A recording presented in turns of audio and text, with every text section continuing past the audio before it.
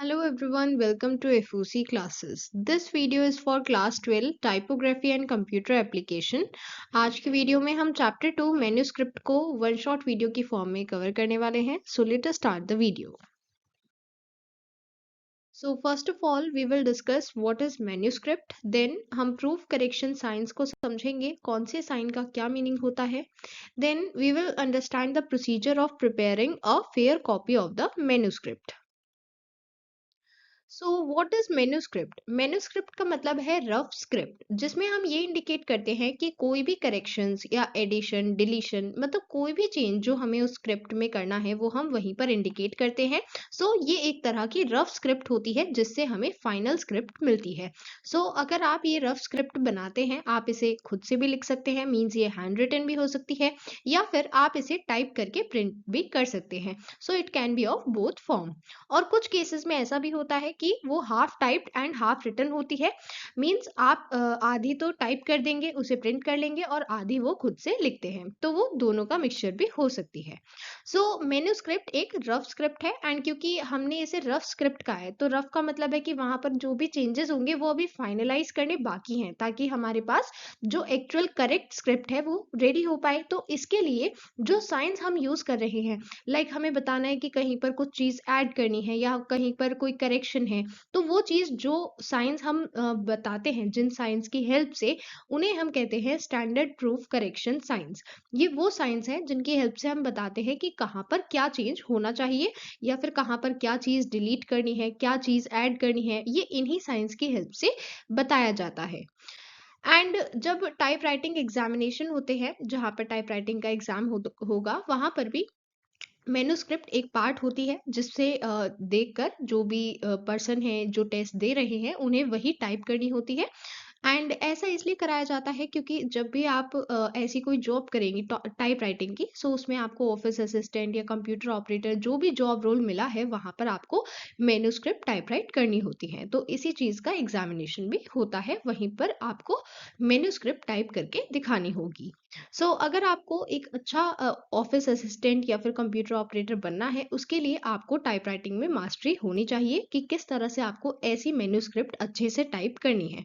तो अगर आप इनको अच्छे से टाइप करना चाहते हैं तो आपको अच्छे से नॉलेज होनी चाहिए स्टैंडर्ड प्रूफ करेक्शन साइंस की, क्योंकि इन्हीं साइंस की हेल्प से आपको पता चल पाएगा कि कहाँ पर हमें क्या चीज़ कैसे ऐड करनी है, डिलीट करनी है, चेंज करनी है, सभी चीज़ें इनकी हेल्प से पता चलती हैं. हम अब स्टैंडर्ड प्रूफ करेक्शन साइंस के बारे में समझेंगे. First of all, lower case और स्मॉल केस. अगर कहीं पर हमने किसी भी कैपिटल लेटर को इस तरह से स्ट्राइक किया है, या फिर हमने कैपिटल लेटर को अंडरलाइन किया है, इसका मतलब है कि हमें उसका केस चेंज करना है. ये इस टाइम कैपिटल लेटर में है, हमें इसे small letter means lower case में लिखना है.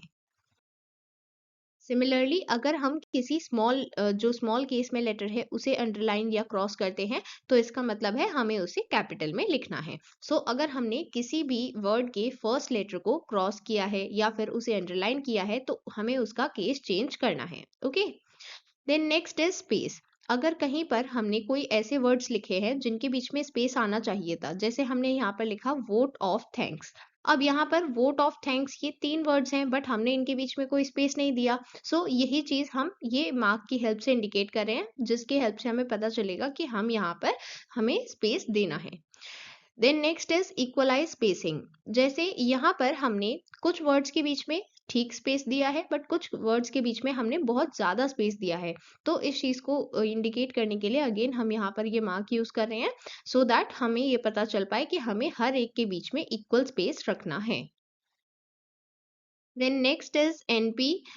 ये न्यू पैराग्राफ के लिए ये सिंबल यूज होता है. यहाँ पर 2 कॉन्जिक्यूटिव फॉरवर्ड स्लैशेस यूज करेंगे इस तरह से. इसका मतलब है हम न्यू पैराग्राफ स्टार्ट करेंगे. फॉर एग्जाम्पल यहाँ पर हमने ये एक पैराग्राफ लिखा है. अब ये पूरा एक ही पैराग्राफ है, बट हम यहाँ पर इंडिकेट करना चाहते हैं कि ये जो ऑल जहाँ पर लिखा है, यहाँ से हमें न्यू पैराग्राफ स्टार्ट करना है. इस चीज को इंडिकेट करने के लिए जो साइन हम यूज कर रहे हैं वो है 2 कॉन्जिक्यूटिव फॉरवर्ड स्लैशेस, ये सिंबल. ठीक है. इसकी हेल्प से हमने इंडिकेट किया है कि ये एक न्यू पैराग्राफ है. अब ये जो इससे पहले का जितना भी पोर्शन है ये हमने एक पैराग्राफ में रखा है, और फिर ये जो नेक्स्ट है इसे हमने नेक्स्ट पैराग्राफ में यहाँ पर लिखा है. ओके.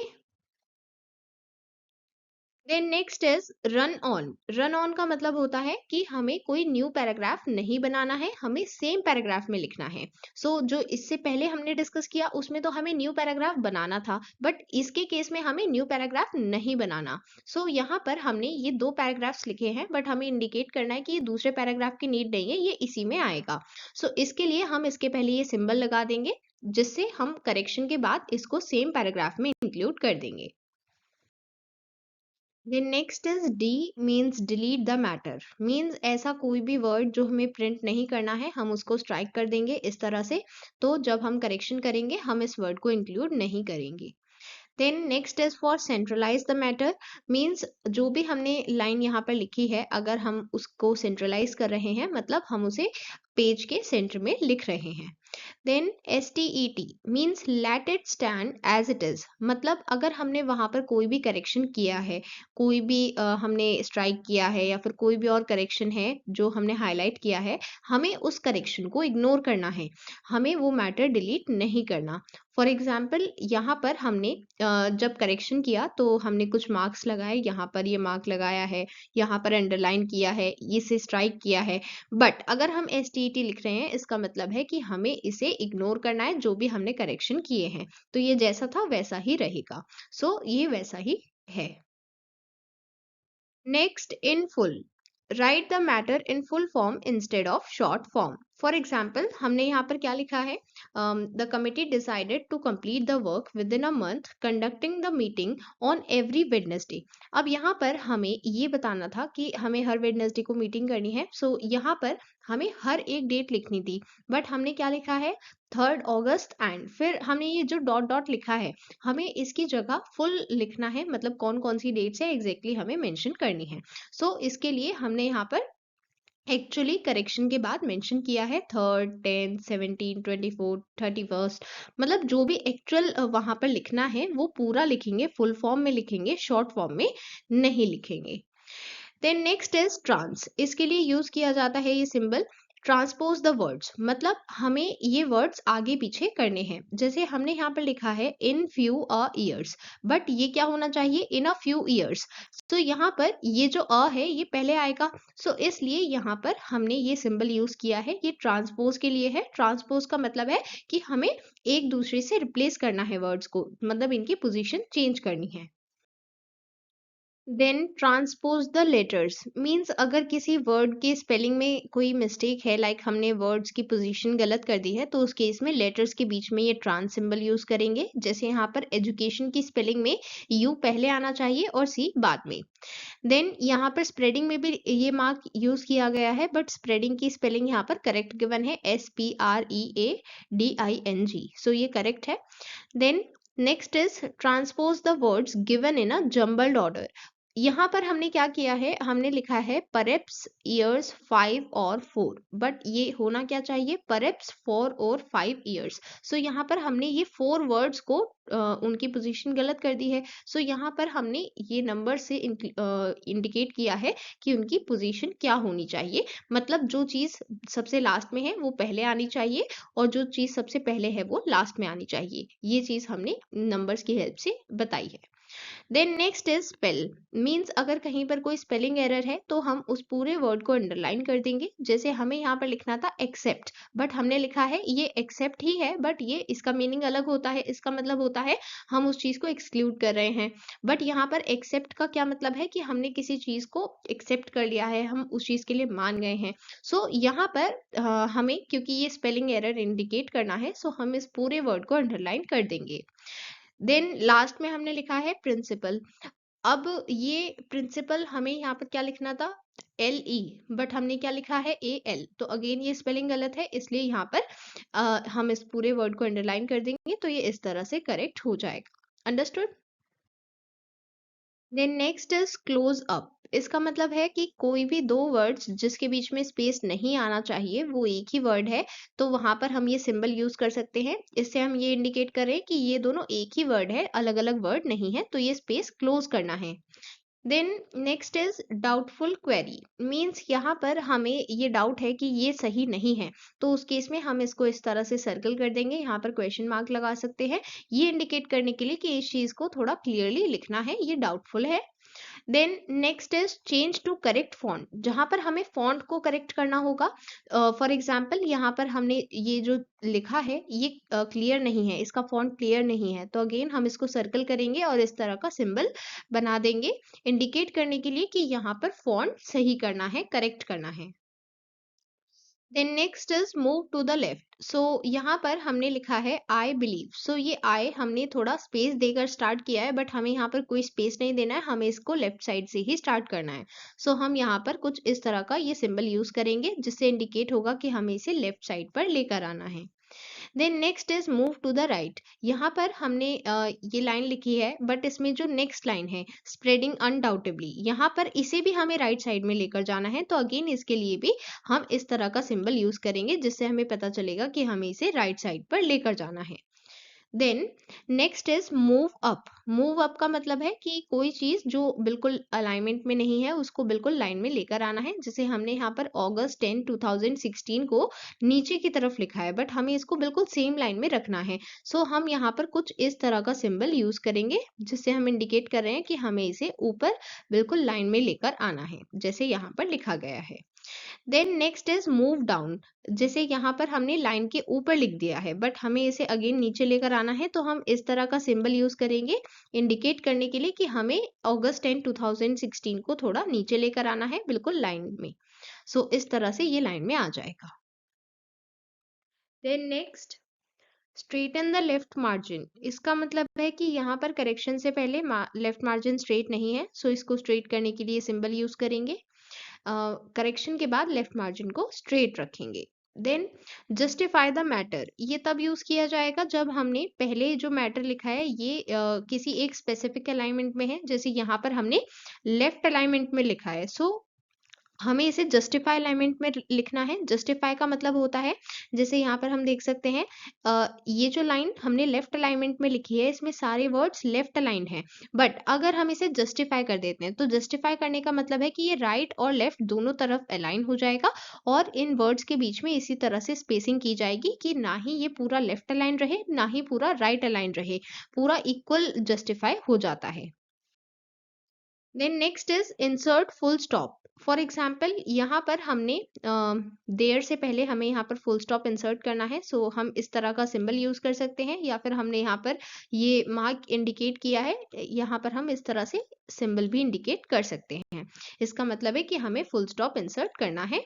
देन यहाँ पर ये सिंबल इसका यहाँ पर कोई काम नहीं है, इसको नहीं लगाएंगे।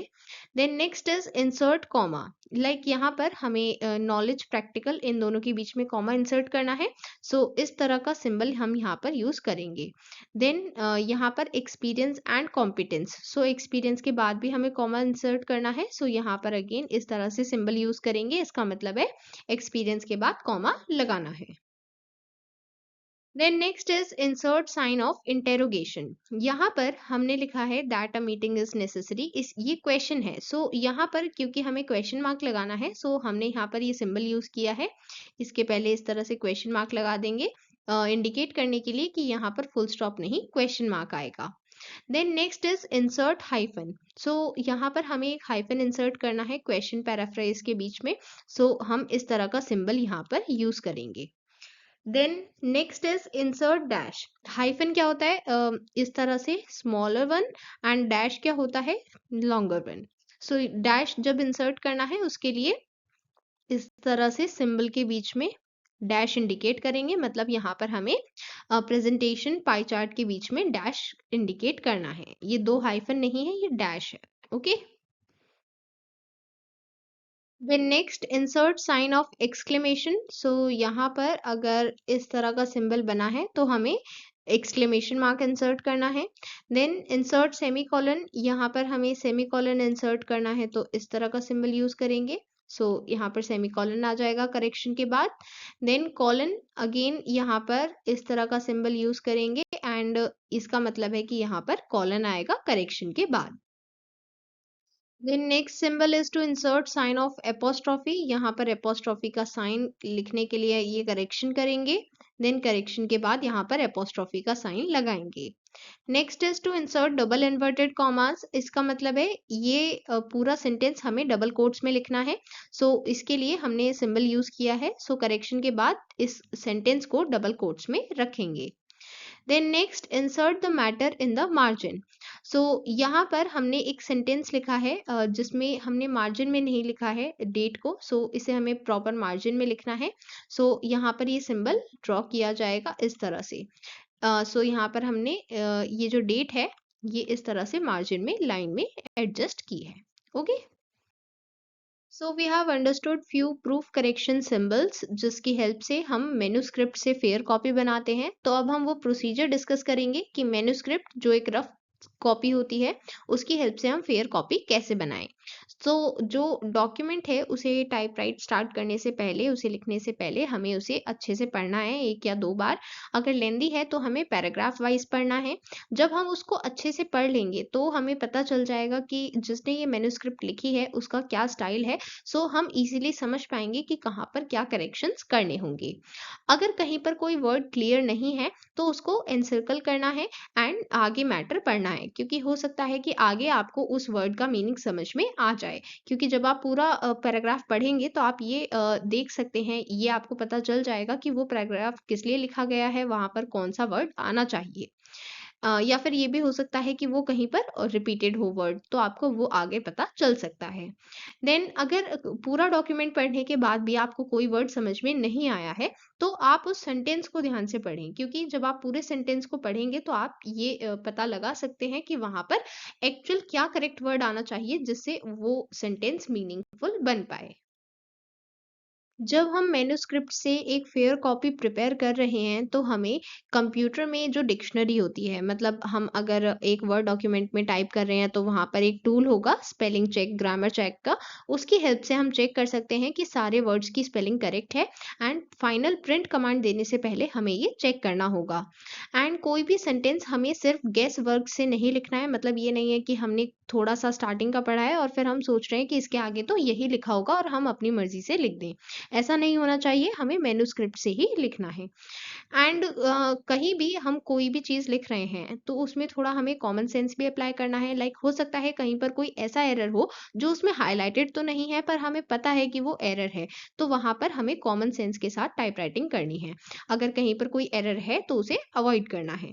देन जो कॉमनली यूज्ड एब्रिविएशंस होती हैं, ज़रूरी नहीं है कि वो भी फुल फॉर्म में लिखनी है, क्योंकि हमने ये चीज़ डिस्कस की थी कि कहीं पर अगर शॉर्ट फॉर्म लिखी है तो वहाँ पर हमें फुल फॉर्म लिखनी है।